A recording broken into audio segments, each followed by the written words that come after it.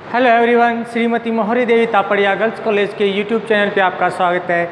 आज हम chemistry class में जो टॉपिक डिस्कस करने वाले हैं वो आपके हैं explanation of magnetic properties in transition complex by CFT।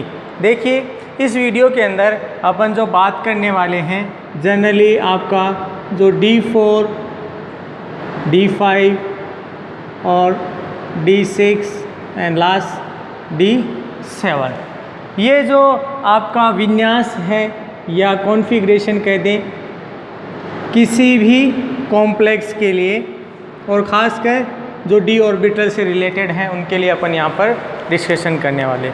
इससे पहले वाले जो अपन ने पढ़े थे आपके D1, D2 एंड D3, उसका एक्सप्लेनेशन अपने जो लास्ट वीडियो है अपन उसमें इससे रिलेटेड डिस्कशन कर चुके हैं।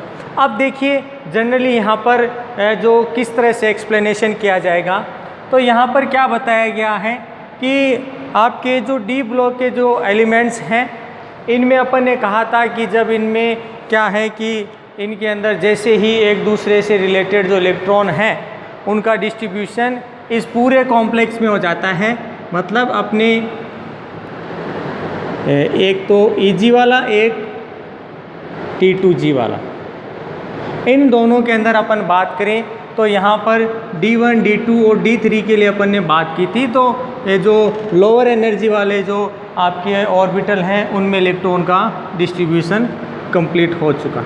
लेकिन क्या बताया गया कि जब चौथा इलेक्ट्रॉन यानी D4 वाला जब अपना इलेक्ट्रॉनिक विन्यास है वो अपना इलेक्ट्रॉन इन D ऑर्बिटल्स के अंदर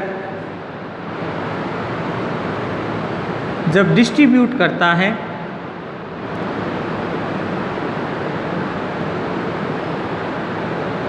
तीन इलेक्ट्रॉन तो वैसे कि वैसे, अब देखिए चौथा जो इलेक्ट्रॉन आएगा तो देखिए यहाँ पर आपके दो तरह की कंडीशन हो सकती हैं D ऑर्बिटल्स के लिए। पहला कि वो निम्न ऊर्जा कक्ष में अपना इलेक्ट्रॉन डिस्ट्रीब्यूट करके यहाँ पर क्या कर दे, युग्मन कर दे, कि यहाँ पर एक ऑर्बिटल के अंदर इसने युग्मन स्टार्ट कर दिया। दूसरी बात करें कि दूसरी कंडीशन आपकी ये भी हो सकती है कि आपका ये जो इलेक्ट्रॉन है ये क्या करे, आपके यहाँ ना आकर आपके उच्च ऊर्जा के कक्ष में इलेक्ट्रॉन है इसमें क्या हो जाए, आपके डिस्ट्रीब्यूट हो जाए, इसके अंदर पहुँच जाए। तो देखिए यहाँ पर जो इलेक्ट्रॉन है इस तरह की स्थिति पैदा करता है। तो जनरली क्या है कि आपको यहाँ से इलेक्ट्रॉन का डिस्ट्रीब्यूशन यहाँ हो या इलेक्ट्रॉन यहाँ पे हो डिस्ट्रीब्यूट, यहाँ पर क्या बताया गया है कि जनरली कुछ ना कुछ ऊर्जा की यहाँ पर आवश्यकता होगी, या अपन कह सकते हैं कि यहाँ पर जो ऊर्जा का खर्च है वो यहाँ पर देखने को मिलता है कि यहाँ पर ऊर्जा का व्यय होगा, जिसके फलस्वरूप इलेक्ट्रॉन एक ऑर्बिटल से दूसरे ऑर्बिटल में यहाँ पर पहुँचेगा। जब यहाँ पर हायर एनर्जी वाले में जैसे इलेक्ट्रॉन डिस्ट्रीब्यूट होगा, यहाँ पर एनर्जी की आपको क्या है इसमें ज़रूरत होती है। और क्या बताया गया है कि चौथा इलेक्ट्रॉन यहाँ भी हो सकता है और यहाँ भी हो सकता है। डिपेंड करता है कि आपका इलेक्ट्रॉन है उसमें ऊर्जा का खर्च कितना हुआ है। अगर उसमें निम्न ऊर्जा है मतलब बहुत कम ऊर्जा है तब तो इलेक्ट्रॉन डिस्ट्रीब्यूट यहाँ होगा। अगर उसकी एनर्जी ज़्यादा है तो क्या है, अगला इलेक्ट्रॉन इसमें डिस्ट्रीब्यूट हो जाएगा। और इस जो इलेक्ट्रॉन डिस्ट्रीब्यूशन है ये इसमें दो तरह से क्या है आपका देखने को मिलेगा कि यहाँ पर आपके एक तो इलेक्ट्रॉन हो सकता है आपका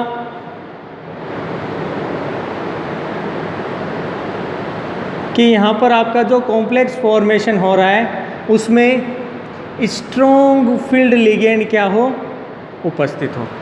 दूसरा आपका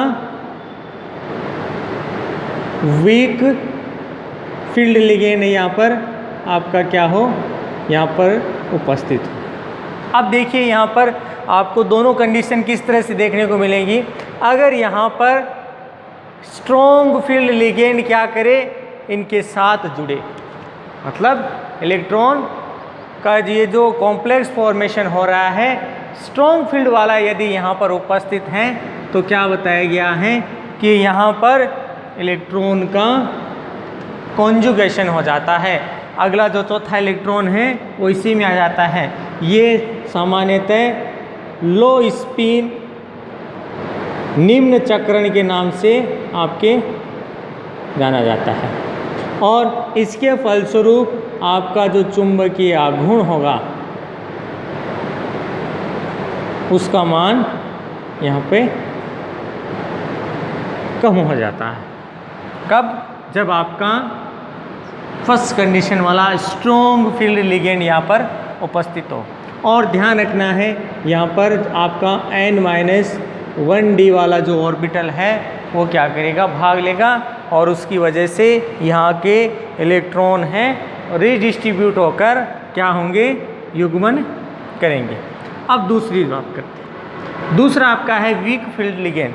देखिए यहाँ पर क्या बताया गया है कि जब वीक फील्ड लिगेंड होता है तो इसके लिए जो इलेक्ट्रॉन का डिस्ट्रीब्यूशन होगा, अपना इलेक्ट्रॉन जो नेक्स्ट इलेक्ट्रॉन आ रहा है, क्योंकि अपने को पहले से ये पता है कि जो अयुग्मित इलेक्ट्रॉन होते हैं इनका स्थायित्व सबसे ज़्यादा होता है, तो नेक्स्ट इलेक्ट्रॉन है उसकी ज़्यादा प्रोबेबिलिटी जो आपके उच्च ऊर्जा वाले कक्ष हैं उसमें जाने की रहती है। तो क्या बताया गया है यहाँ पर, पहले तो वीक फील्ड लिगेंड है जिससे क्या है कि अब इलेक्ट्रॉन के वितरण पर किसी प्रकार का कोई प्रभाव नहीं पड़ता और इलेक्ट्रॉन आसानी से उच्च ऊर्जा वाले कक्षों में क्या हो जाता है, इसमें डिस्ट्रीब्यूट हो जाता है। मतलब अपने यहाँ कह सकते हैं कि यहाँ पर जो डेल्टा का मान है वो क्या है, आपके उच्चतम है, तो उसकी वजह से इलेक्ट्रॉन आसानी से इसमें चला जाता है। अब यहाँ पर अपने बात करें कि सामान्यतः अपने बात करें कुछ ऐसे ऑर्बिटल्स हैं जैसे H2O, फ्लोरीन, क्लोरीन, ब्रोमीन, ये ऐसे ऑर्बिटल हैं या अपने कहते हैं मॉलिक्यूल हैं जो किससे रिलेटेड हैं, आपके वीक फील्ड लिगेंड। तो क्या बताया गया है, इनसे जो रिलेटेड आपका इलेक्ट्रॉन होगा उसमें इलेक्ट्रॉन डिस्ट्रीब्यूशन क्या देखने को मिलेगा कि इलेक्ट्रॉन आसानी से उच्च ऊर्जा कक्षों में चला जाता है।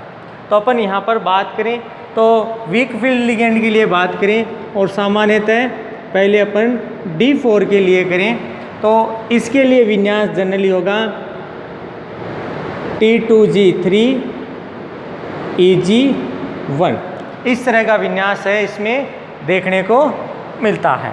और यदि यहाँ पर स्ट्रॉन्ग फील्ड हो, जैसे यहाँ पर आपका साइनाइड उपस्थित हो, NH3 उपस्थित हो, CO हो, कार्बोनिल या फिर आपका NO2, यदि यहाँ पर स्ट्रॉन्ग फील्ड वाले लिगेंड हैं तो जनरली इसमें D4 के लिए जो विन्यास है वो होगा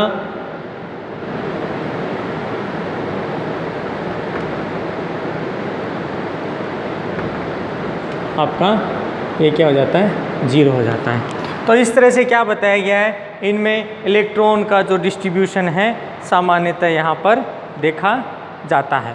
अब यहाँ पर अपन बात करें कि यदि D4 विन्यास है वो इस तरह से देखने को मिलता है तो यहाँ पर जो जितने भी एलिमेंट्स होंगे वो सारे कैसी प्रकृति के होंगे,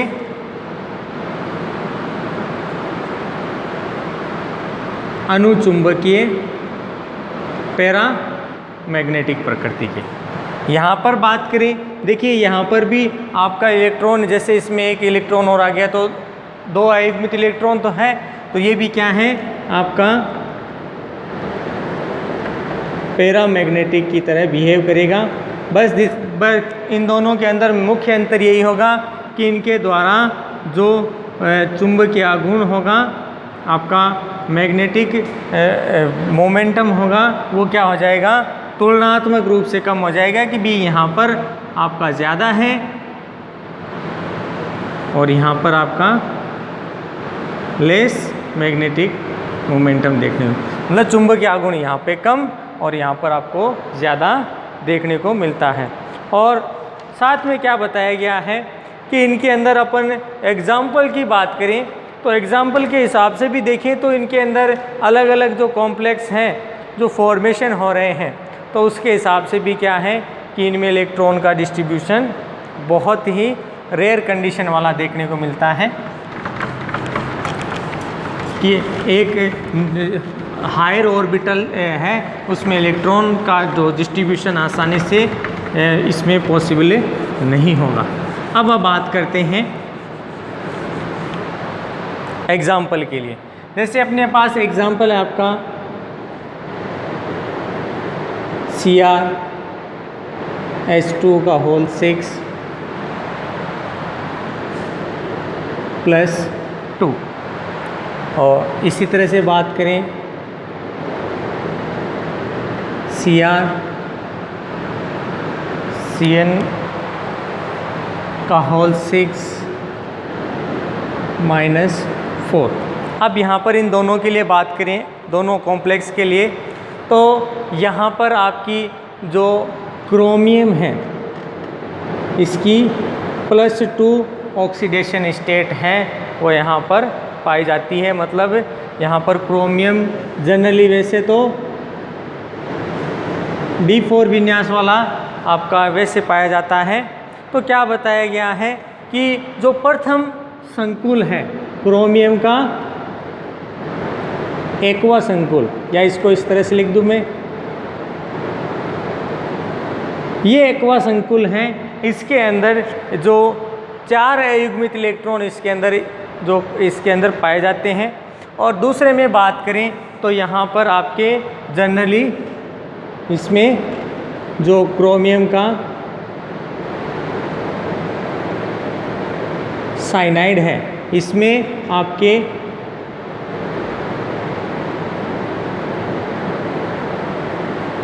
2 अनपेयर इलेक्ट्रॉन आपके क्या होंगे, प्रेजेंट होंगे। यहाँ पर आपका 4 अनपेयर्ड इलेक्ट्रॉन यहाँ पर व्यवस्थित होगा या पाया जाएगा। और इसको अपन 2 तरीके से एक्सप्लेन कर सकते हैं कि इसमें किस तरह से कॉम्प्लेक्स फॉर्मेशन है वो आसानी से होगा और कौन सा है इसमें पॉसिबल नहीं होगा। तो यहाँ पर ये आपका जो है H2 ये आपका वीक लिगेंड है जो अभी अपने थोड़ी देर पहले एक्सप्लेन किया था, और ये वाला साइनाइड है ये आपका स्ट्रॉन्ग लिगेंड है। तो अब देखिए इनमें किस तरह से जो इलेक्ट्रॉन है उसका डिस्ट्रीब्यूशन देखने को मिलेगा। तो यहाँ पर आपको D4 विन्यास वालों के लिए बात करें तो यहाँ पर अपने Ag ऑर्बिटल और यहाँ पर आपका T2G।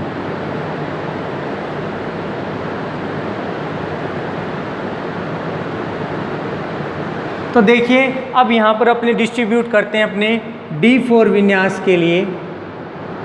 तो ये तो आपका वाला है वीक फील्ड लिगेंड वाला। तो यहाँ पर देखिए एक इलेक्ट्रॉन का डिस्ट्रीब्यूशन यहाँ हुआ, एक यहाँ आया, एक इलेक्ट्रॉन यहाँ आया, नेक्स्ट इलेक्ट्रॉन आपका यहाँ पर चला जाता है। दूसरी बात करें आपके स्ट्रॉन्ग लिगेंड के लिए,